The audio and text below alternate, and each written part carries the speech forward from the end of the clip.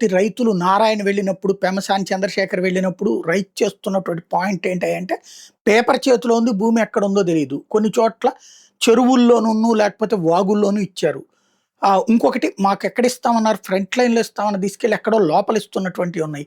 లేదా వాస్తుకి విరుద్ధమైనటువంటివి ఉన్నాయి.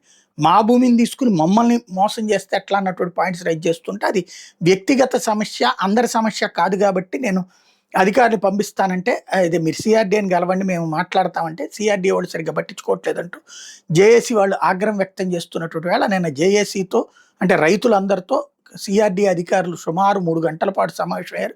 ఈ సందర్భంగా తమకు జరుగుతున్నటువంటి అన్యాయాల్ని రైతులు ఏకరువు పెట్టారు.